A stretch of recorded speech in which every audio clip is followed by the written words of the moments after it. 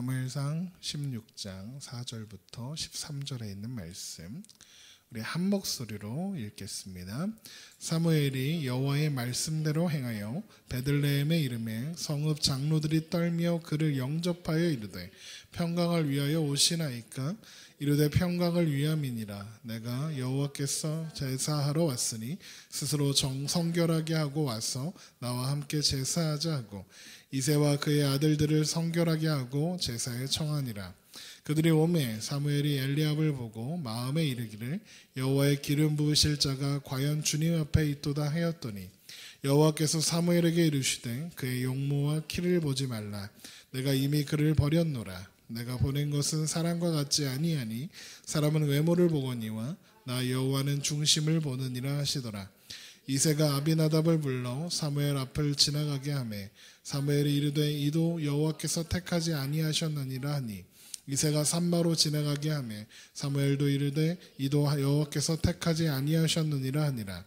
이새가 그의 아들 7을 다 사무엘 앞으로 지나가게 하나 사무엘이 이새에게 이르되 여호와께서 아들을 택하지 아니하셨느니라 하고 또 사무엘이 이새에게 이르되 내 아들들이 다 여기 있느냐?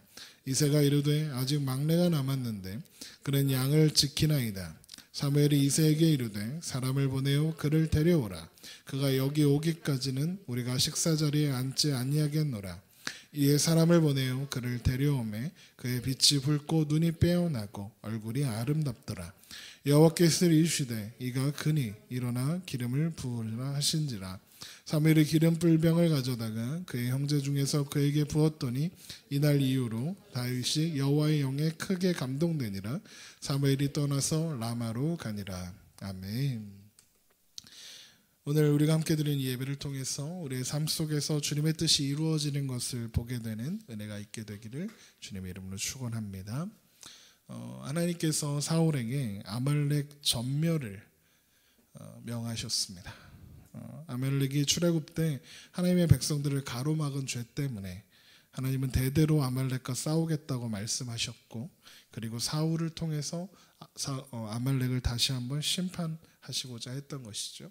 아말렉이 하나님께서 대대로 싸우셔야 할 만큼 큰 죄를 지은 것은 그들이 이스라엘 백성들이 가는 길을 막았기 때문이 아니라 하나님께서 자기 백성을 구원하시고자 하시는 그 뜻을 가로막았기 때문이었습니다.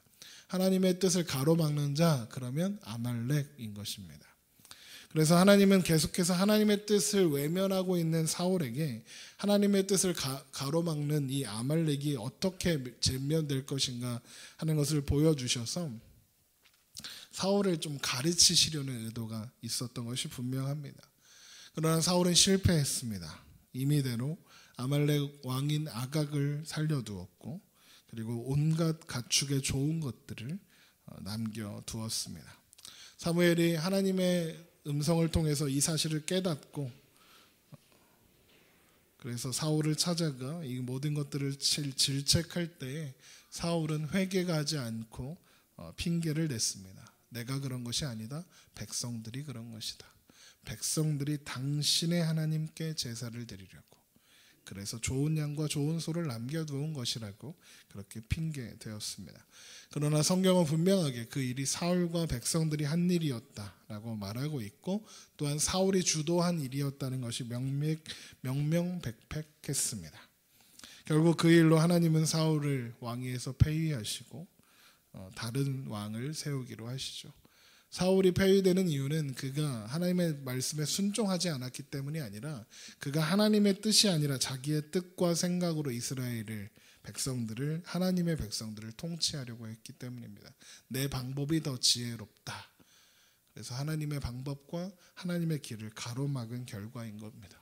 바로 아말렉이 지은 죄를 사울이 짓고 있는 것입니다. 아무리 지혜로운 사람도 하나님의 지혜와 비교할 수 있겠습니까?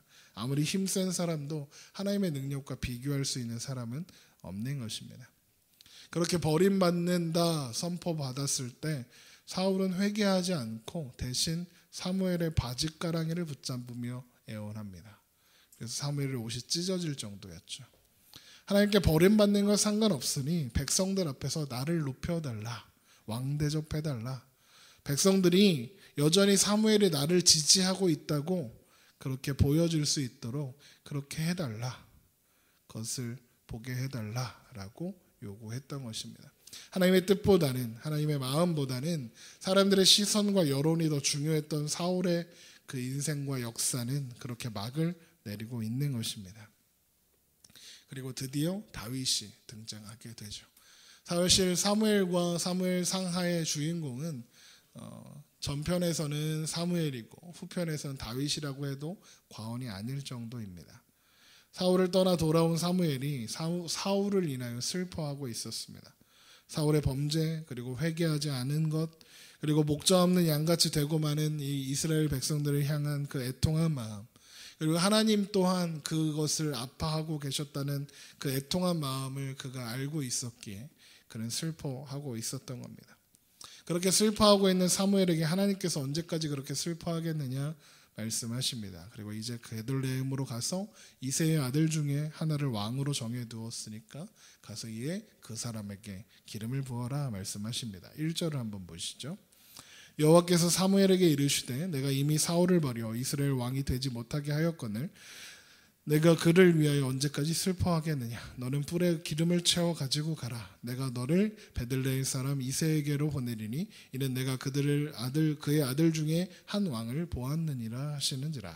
이렇게 되어 있습니다. 그런데 그 음성을 들을 때 사무엘은 고민이 생겼습니다. 사울이 이때까지 하는 짓을 보니 다른 사람을 왕으로 기름 부었다는 소문이 나면 사무엘은 물론이고 그 기름 부음 받은 사람조차 살아날 방법이 없는 겁니다. 사울은 지금 하나님이고 뭐고 필요 없습니다. 그저 자기의 왕위가 왕권이 중요합니다. 그래서 극단적으로 일을 벌일 수도 있다 생각하니까 사무엘이 염려하여 묻습니다. 2절을 보세요. 사무엘이 이르되 내가 어찌 갈 수 있으리까 사울이 들이면 나를 죽이리이다. 그래서 하나님께서 방법을 일러주시죠. 2절을 보면 여호와께서 이르시되 너는 암송아지를 끌고 가서 말하기를 내가 여호와께 제사를 드리러 왔다 하고 이새를 제사에 청하라. 내가 내게 행할 일을 가르치니 내가 내게 알게 하는 자에게 나를 위하여 기름을 부으라. 제사를 드리기 위해서 베들레헴으로 간다. 이렇게 하면 된다는 겁니다. 그리고 이새를 제사에 청하며 예배에 청하면 위험을 피할 수 있다라고 방법을 알려주시는 거죠. 그러면서 가면 내가 너에게 행할 일을 가르쳐 주시겠다 말씀하셔서 그 위에 모든 일들도 하나님의 계획과 뜻 가운데 이루어질 것이니까 걱정하지 말아라 말씀하시는 겁니다.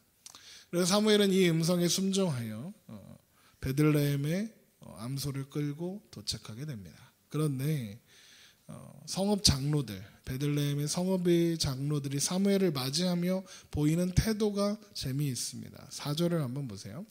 사무엘이 여호와의 말씀대로 행하여 베들레헴에 이르매 성읍 장로들이 떨며 그를 영접하여 이르되 평강을 위하여 오시나이까 라고 합니다. 성읍 장로들이 떨었습니다. 두려워하면서 묻는 겁니다. 사무엘에게 평강을 위해서 오십니까? 라고 묻는 겁니다. 이렇게 묻는 이유가 뭘까요? 왜 두려워하고 있을까요? 이것은 그들이 알고 있는 겁니다. 길갈에서 사무엘과 사울에게 있었던 일, 사무엘이 사울에게 선포한 그 일, 하나님께서 사울을 버리시고 이스라엘의 새로운 왕을 세우실 거라는 그 선포가 이미 이스라엘 가운데 파다하게 퍼져 있었을 것이거든요.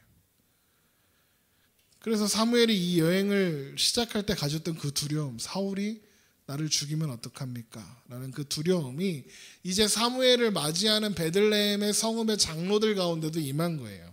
만약에 사무엘이 베들레헴에 있는 누군가에게 왕으로 세운다면 그러면 사울의 표적이 될 거 아닙니까? 베들레헴 전체가. 누가 기름 부음 받았는지 만약에 숨긴다고 해보면 그러면 어떻게 하겠습니까?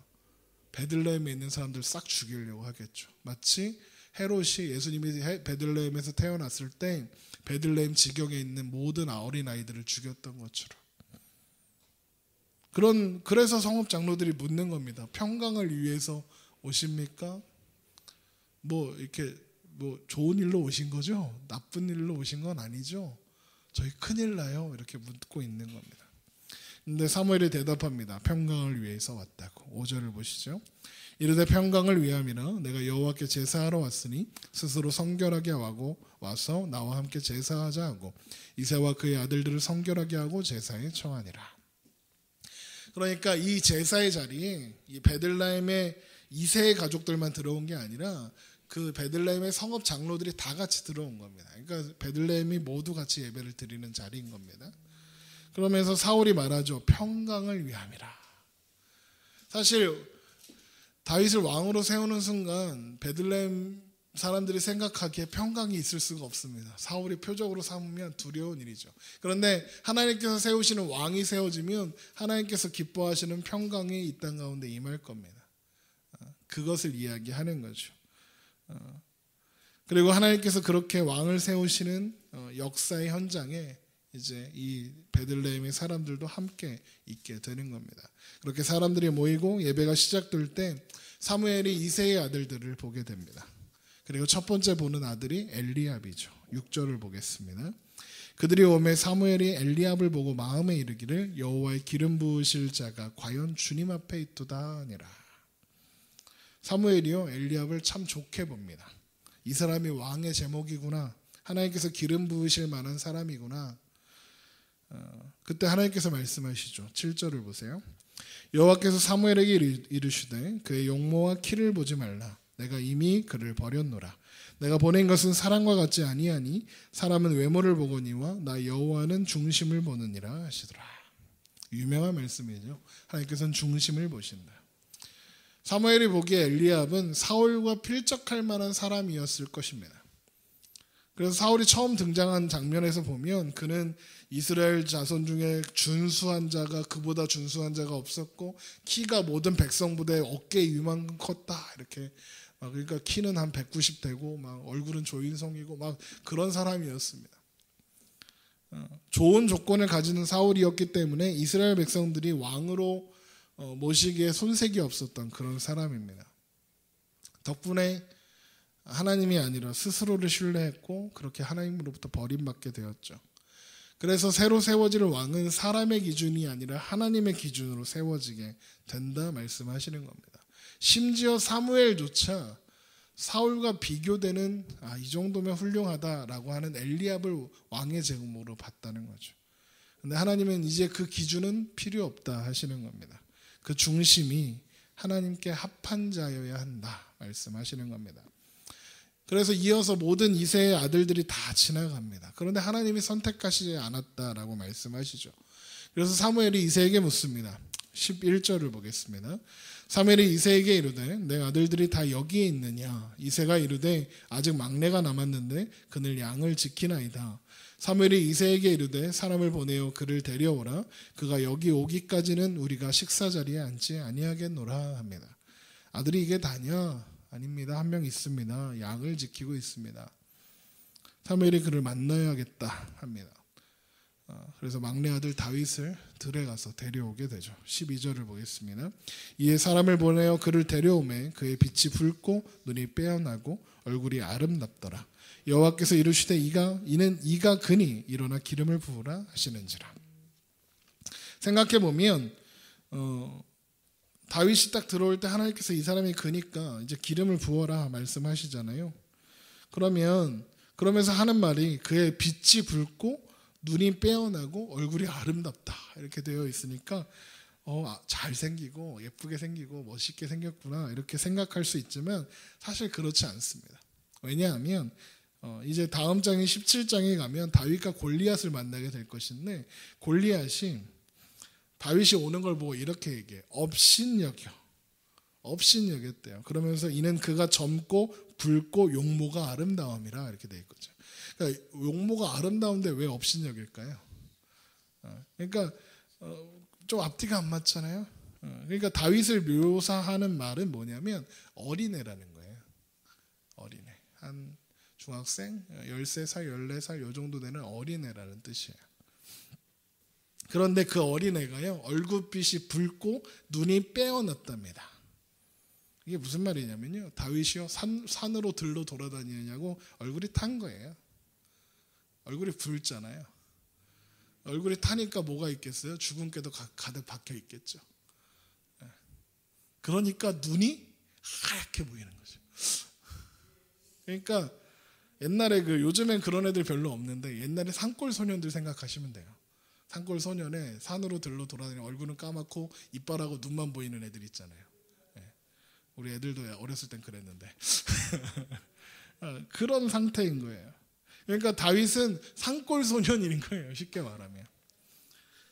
그래서 외모로도 뭐 딱히 내세울 거 없고 게다가 어려요.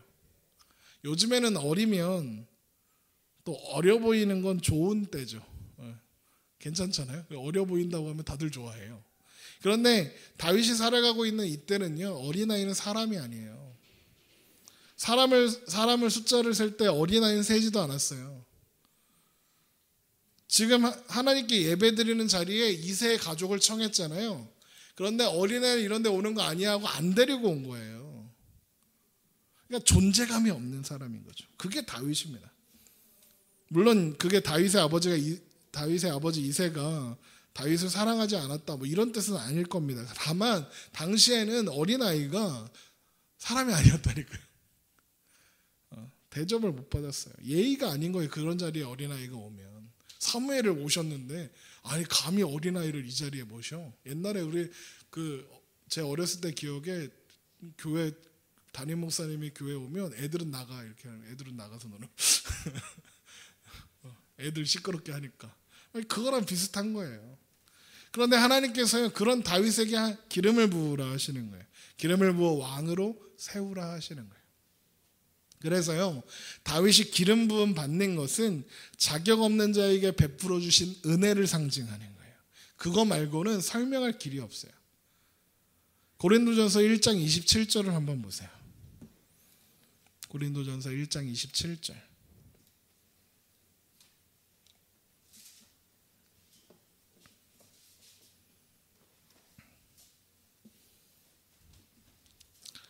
고린도전서 1장 27절. 고린도전서 1장 27절입니다. 그러나 하나님께서 세상에 미련한 것들을 택하사 지혜 있는 자들을 부끄럽게 하려 하시고 세상에 약한 것들을 택하사 강한 것들을 부끄럽게 하려 하시며 하나님께서 세상에 천한 것들과 멸시받는 것들과 없는 것들을 택하사 있는 것들을 폐하려 하시나니 이는 아무 육체도 하나님 앞에서 자랑하지 못하게 하려 하심이라. 이렇게 얘기하면 그렇게 생각하시는 분들도 있더라고요. 하나님께서 중심을 보신다고 하지 않았습니까? 그러면 다윗의 중심이, 얼굴은 어린아이 뭐 그렇다 치는데 다윗의 중심이 남달랐을 겁니다. 다윗의 중심이 늘 하나님을 향해 있고 어디에 있으나 하나님을 예배하는 사람이고 막 늘 경건한 사람이었죠. 그러니까 선택받은 겁니다. 그러면 질문이 생겨야죠. 하나님이 보신다는 중심은 도대체 뭔가? 하나님께서 알아주신다는 그 중심이 도대체 무엇인가? 그건 다윗의 삶을 통해서 알 수 있어요. 우리 시편 63편을 한번 가볼까요? 시편 63편입니다. 시편 63편은 그 제목에 달려있는 것처럼 다윗이 유다 광야에 있을 때라고 해서 지은 시인데 이때 다윗은 사울에게 쫓기고 있는 때입니다. 그러니까 다윗은요 이제 하나님께서 기름 부으시면 왕이 되어야 하잖아요. 그런데 이제 기름 부은 순간부터 이제 고생 시작입니다. 자, 1절부터 보세요. 하나님이여 주는 나의 하나님이시라. 내가 간절히 주를 찾되 물이 없어 마르고 황폐한 땅에서 내 영혼이 주를 갈망하며 내 육체가 주를 앙몽하나이다. 내가 주의 권능과 영광을 보기 위하여 이와 같이 성소에서 주를 바라보았나이다. 주의 인자하심이 생명보다 나음으로 내 입술이 주를 찬양할 것이라. 이러므로 나의 평생에 주를 송축하며 주의 이름으로 말미암아 나의 손을 들리이다. 그냥 이렇게 보면 지금 사울에게 쫓겨서 광야에 있으면서 물도 없고 황폐한 땅에서 하나님을 예배하고 찬양하는 아주 되게 훌륭한 사람 같잖아요. 그렇죠? 그런데 이 시에서 확인하는 건 뭐냐면 지금 다윗의 상황이요. 이런 시를, 이런 노래를 부를 상황이 아니라는 거예요. 하나님께서 너 왕 하셨는데 하나님이 왕으로서 뭘 대접해 주시는 게 하나도 없어요. 고생만 해요. 드립다 고생만 해요. 생고생 그런 고생이 안 할 수 없게 고생을 해요. 이게 무슨 왕이에요? 왕 아니에요. 사람들이 보기에. 그런데 그런 상황에서 다윗이 이런 시를, 이런 노래를 불러요. 이런 기도를 하나님께 드려요. 무슨 뜻이겠습니까? 다윗의 인생에서 의지할 게 하나님밖에 없는 거예요. 의지할 게 하나님밖에 없는 거예요. 신앙을 잘 지키고 믿음 잘 지켜야 하는 경건의 사람이라서 하나님을 향한 중심을 잘 가지고 있었던 게 아니라 지금 다윗은 진짜로 하나님 말고는 의지할 데가 없는 거예요. 우리들 인생처럼. 돈도 없고 백도 없고 얼굴도 이상하게 생겼고 나이도 어리고 없는 거예요. 아무것도 하나님 말고는 없는 거예요. 시편 40편도 한번 보세요. 시편에요. 다윗의 시가 많은 이유가 있어요. 시편 40편 1절. 시편 40편 1절이면은 보세요. 내가 여호와를 기다리고 기다렸더니 귀를 기울이사 나의 부르짖음을 들으셨도다. 나를 기가 막힐 웅덩이와 수렁에서 끌어올리시고 내 발을 반석 위에 두사 내 걸음을 견고하게 하셨도다. 다윗의 상태가요, 기가 막힐 웅덩이와 수렁에 빠져 있어요. 혼자 어떻게 해볼 수 없는 인생, 그게 다윗인 거예요. 그래서 그런 인생을 살았어요, 다윗이. 하나님이요, 사실 그런 인생으로 몰아 넣으신 거예요. 그 중심을 가다듬기 위해서. 하나님 없으면 답 없는 인생을 만들어 놔야, 그래야 결정적일 때 하나님을 찾거든요. 여러분 생각해 보세요. 우리가 힘들 때 하나님 찾습니까? 편안할 때 하나님 찾습니까? 우리 힘들 때 찾잖아요. 힘들어야 기도하죠. 잘 되고 승승장구하면 기도 안 해요. 여러분 사실 진짜 기도해야 할 때는 잘 나갈 때잖아요. 넘어질까 두려워하며 더 기도해야 하는 거예요. 사실 우리가 고난과 어려움 가운데 있을 땐 성령님께서 우리를 위해서 친히 탄식함으로 간구하신다 하셨어요. 우리가 마땅히 빌 바를 몰라 그렇게 고난 중에 있을 때는 오히려 하나님께서 기도 안 해도 돼요. 하나님께서 다 아시니까. 그러니까 지금 다윗이요, 그 삶을 사는 거예요. 중심을 향하는, 하나님께 중심을 향하는. 다윗이 선택받던 그때 뭐 달랐습니까? 외모, 힘도, 나이도, 경험도 아무것도 신뢰할 만한 것이 스스로에게 없는 거예요. 그러니까 나는 아무것도 할 수 없구나, 나는 아무것도 아니구나, 그 심정, 그게 중심이에요. 하나님께서 보시는 중심이에요. 다윗이 어린아이에도 불구하고 하나님을 향한 신앙을 잘 지켜갖고 있었던 믿음의 사람, 그게 아니라 그냥 어린애라고요. 어린애 하면 생각나는 거 있으세요? 예수님께서 이 어린아이 같지 아니하면 하나님 나를 보지 못한다. 이 어린아이 같이 자기를 낮추는 사람이 천국에서 큰 자다 말씀하시잖아요. 그거예요. 어린아이예요, 다윗은. 지난 시간에 사울이 망한 이유가 뭐라고 했습니까? 주제 파악을 못해서 그런 거라 했잖아요. 믿음은 나의 작음을 알고 하나님의 크심을 아는 게 믿음이에요. 내 주제를 알고 내 실력을 알고 내 한계를 아는 게 믿음이에요. 그래서 그걸 인정하고 그 모습 그대로 하나님께 나아가는 게 신앙이에요. 그게 믿음이죠. 스스로 자격을 갖추어서 하나님 앞에 나아갈 수 있는 사람은 아무도 없으니까요. 우리 마태복음 22장 한번 가보세요.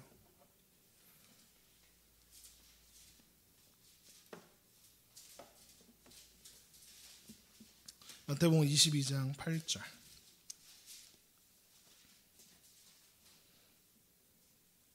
마태복음 22장 8절입니다. 유명한 혼인잔치의 비유예요. 8절에 보면 이에 종들에게 이르되 혼인잔치는 준비되었으나 청한 사람들이 합당하지 아니하니 내 거리 길에 가서 사람들을 만나는 대로 혼인잔치에 청하여 오라 한대 종들이 길에 나가 약한 자나 선한 자나 만나는 대로 모두 데려오니 혼인잔치에 손님들이 가득한지라 임금이 손님들을 보러 들어올새 거기서 예복을 입지 않은 한 사람을 보고 이르되 친구여 어찌하여 예복을 입지 않고 여기에 들어왔느냐 하니 그가 아무 말도 못하거늘 임금이 사원들에게 말하되 그 손발을 묶고 바깥 어두운 데에 던지라 거기서 슬피 울며 이를 갈게 되리라. 보세요. 천국에 혼인잔치가 열렸는데 초대받은 사람들이 오지 않아요. 유대인들을 이야기하는 겁니다. 그래서 군대를 보내서 그들을 멸해버리시고 종들에게 그래요. 길에 나가서 아무나 데려와라. 다 데려옵니다. 다 좋은데 이상한 장면이 나옵니다. 잔치에 들어온 사람이 예복을 안 입어서 쫓겨나요. 그냥 쫓겨나는 것도 아니고 손발을 묶어서 바깥 어두운 데에 던지라 그랬어요. 그래서 사람들이 이 말씀을 보고요. 사람들이 그래요. 천국이 공짜냐? 천국 혼인잔치에 쫓겨나는 사람이 예복 안 입어서 쫓겨났다. 우리도 하나님 나라 천국에 합당한 예복을 입어야 한다. 결혼식 갈 때 예복을 갖춰 입고 가는 것처럼 예복을 갖춰야 된다. 그 예복이 뭐예요? 11조요. 11조 많이 하는 거. 10에 2조, 10에 3조까지 하는 거. 감사헌금 많이 하는 거. 건축헌금 많이 하는 거.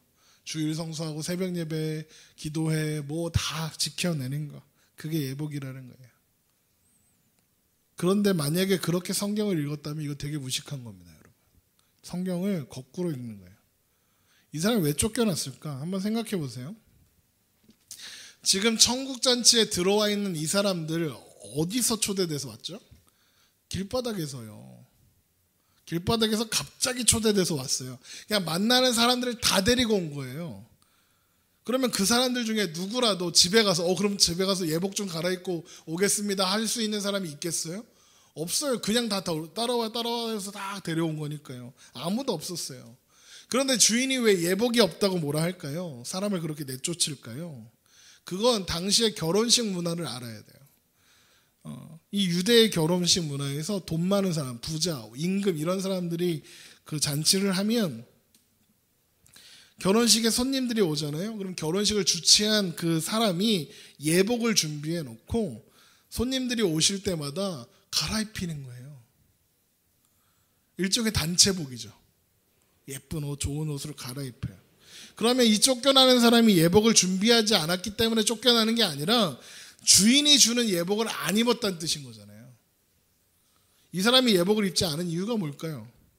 두 가지를 생각해 볼 수 있을 거예요. 하나는 내가 입은 옷이 훨씬 좋아. 이 예복보다 내가 입은 일이 훨씬 좋다고. 그래서 예복을 안 입어도 된다고 생각하는 거죠. 여러분 그런데 이게 천국 비유잖아요. 천국은 예수 그리스도의 피로 말미암아 그리스도로 옷 입은 자가 들어가는 자리잖아요. 내 옷을 입고 들어갈 수 없어요. 내 자격으로 들어갈 수 없는 거예요. 내 옷이 뭐예요? 내 자격, 내 공로, 내가 한 거. 그러니까 쫓겨나는 거예요. 지가 더 잘났다 그러는 거죠. 하나님께서 주시는 예수 그리스도의 옷 입지 아니하고 지가 더 잘났다 그러는 거예요. 또 이런 사람도 있을 거예요. 내가 이 예복이 너무 좋아. 예복이 너무 좋은데 내가 입을 자격이 없는 것 같아서 너무 좋은 옷을 제가 어떻게 입어요? 저 이렇게 더러운데 막 이렇게 하는 거예요. 이게 겸손한 태도일까요? 그렇게 보일 수도 있죠. 그런데 쫓겨났잖아요. 겸손한데. 이 말은 뒤집으면 무슨 뜻이냐면 내가 이 예복을 입기에 합당한 조건을 갖춘 다음에 입겠다는 거잖아요. 그럼 무슨 말이에요? 내가 조건을 만들 수 있다는 얘기예요. 교만이에요. 내가 자격을 갖춰서 그 옷을 입겠다. 그거 교만인 거예요. 예수님의 십자가의 피의 그 옷을 내가 자격 갖춰서 입겠습니다. 그게 교만이에요. 결혼식장에 들어온 사람들 중에서요. 자격 있는 사람들은 아무도 없었어요. 초대돼서 와봤더니 주인이 예복을 내주면서 이거 입고 잔치를 즐겨라 했어요. 그럼 입어야죠. 그렇죠? 하나님 나라가 그런 거예요. 자격 없는 자들을 초대하셔서 그리스도의 피로 옷 입혀주시고 그리고 하나님 나라의 기쁨을 누리라고 하시는 거예요. 그래서 스스로 자격을 갖출 수 있는 사람은 없고 스스로 자격을 갖출 수 있다 생각하는 사람은 쫓겨나는 거예요.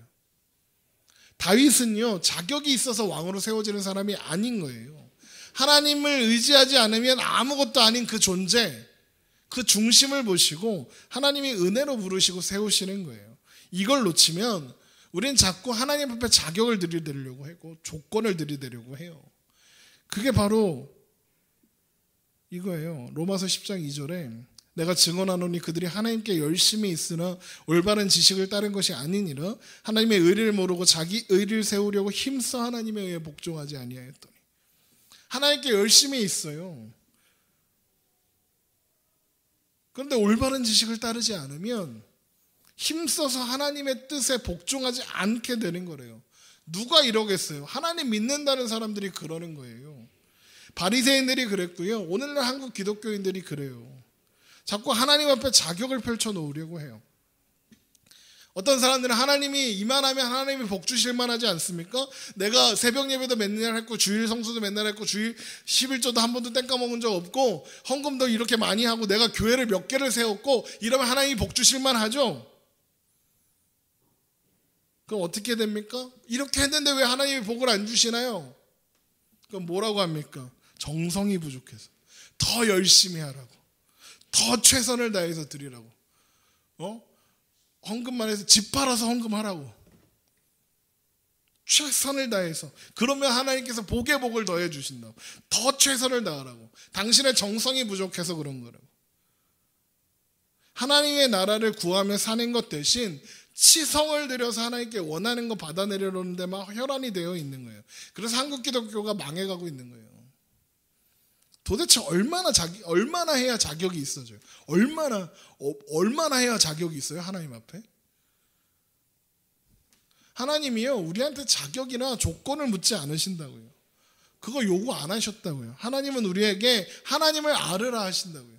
하나님의 뜻을 알고 하나님의 방법을 신뢰하고 어린아이 같은 마음으로, 어린아이 같은 믿음으로 하나님께 전적으로 의존하는 걸 원하신다고요. 그래서 사무엘상 15장 한번 보세요. 사무엘상 15장 22절에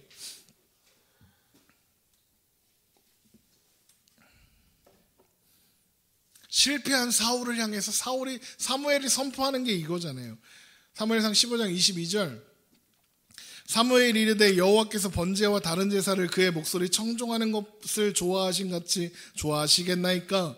순종이 제사보다 낫고 듣는 것이 순양의 기름보다 나으니 이는 거역하는 것은 점치는 죄와 같고 완고한 것은 사신 우상에게 절하는 죄와 같음이니라. 번제와 제사, 하나님께 드리는 그 어떤 열심보다 하나님의 목소리 듣는 것을 원하신대요.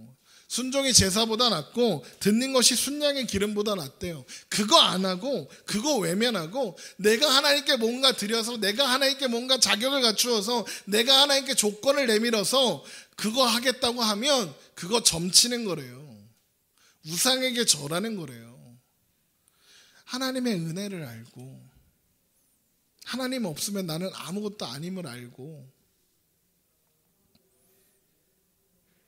하나님의 인도하심이 우리의 삶의 가장 큰 유익임을 알고 가망 없고 답 없던 나의 인생에 하나님 찾아오셔서 하나님이 일을 시작하시고 나를 하나님의 사람으로 만들어 가신 그 하나님을 바라보고 그리고 우리에게 주어진 하루를 사는 거예요. 그게 하나님께서 우리에게 허락하신 평강인 거예요. 사무엘상 16장 13절 이렇게 끝나요. 사무엘이 기름 뿔병을 가져다가 그의 형제 중에서 그에게 부었더니 이날 이후로 다윗이 여호와의 영에 크게 감동되니라. 사무엘이 다윗에게 기름 부을 때 하나님의 영이 다윗에게 임하시고 다윗 안에서 하나님의 일을 시작하셨어요. 그것처럼 그래서 그 다윗을 통해서 하나님의 나라를, 하나님의 일을 완성하셨죠. 그것처럼 하나님께서 우리 인생에 찾아오시고 우리 안에 찾아오셔서 우리 안에서 일하셔서 우리 안에 하나님 나라를 이루시고 우리의 삶이 하나님의 나라를 이루게 하고 하나님의 뜻을 이루어내실 것을 바라보고 우리 그렇게 소망 가운데 가는 거예요. 내 자격으로 내 모습으로 가는 거 아니라고요. 찬양은 겁나 잘해요. 엄청 잘해요. 자격 없는 내 힘이 아닌 오직 예수님의 보혈로 찬양하고요. 있는 모습 그대로 오시라고 막 찬양을 해요. 그런데 그렇게 찬양하고 그렇게 고백하고 놓고는 뒤에서는 자격이 있어야지. 그래도 내가 뭘 해야죠. 그래도 내가 뭘 해서 하나님께 드려야 그래도 하나님 복주 주시고 그런 거 아닙니까? 그렇게 몽땅 다 헛소리예요. 그런 말 들으신 거 다 잃어버리세요. 그거 아니에요. 성경은요, 한 번도 너희 스스로 이루어내라 안 하셨어요. 내가 이루겠다 했어요. 오직 성령이 임하시면 예루살렘과 온 유대와 사마리아와 땅끝까지 이르러 내 증인이 될 것이라 하셨어요. 되리라. 증인이 되라 하신 게 아니라 되게 해줄게. 너희는 될 거야. 내가 되게 할 거야 라고 말씀하셨어요. 베드로와 요한 따라오라 할 때 내가 너를 산악 넘는 어부가 되게 하리라 하셨지 산악 넘무가 되어야 한다 안 하셨어요. 예수님께서 되게 하신다고 하신 거예요. 그래서 우리는 이 말씀을 붙잡고 나아가는 거예요. 중심을 보시는 하나님께서 우리의 여린 마음을 아시고 하나님 아니면 나는 아무것도 할 수 없어요 라는 고백하는 그 마음을 아시고 우리를 받아주시는 거예요. 우리 그 하나님 붙잡고 그 하나님께서 우리의 중심을 보시고 우리를 왕같은 제사장으로 만들어내시는 거예요. 우리 그 소망을 붙잡고 나아가면 하나님께서 이루시는 그 하나님 나라를 우리의 삶 가운데 또 우리의 천국의 소망 가운데 바라보게 될 것입니다. 우리 그 주님 붙잡고 가는 우리가 되기를 주님의 이름으로 축원합니다. 기도하겠습니다.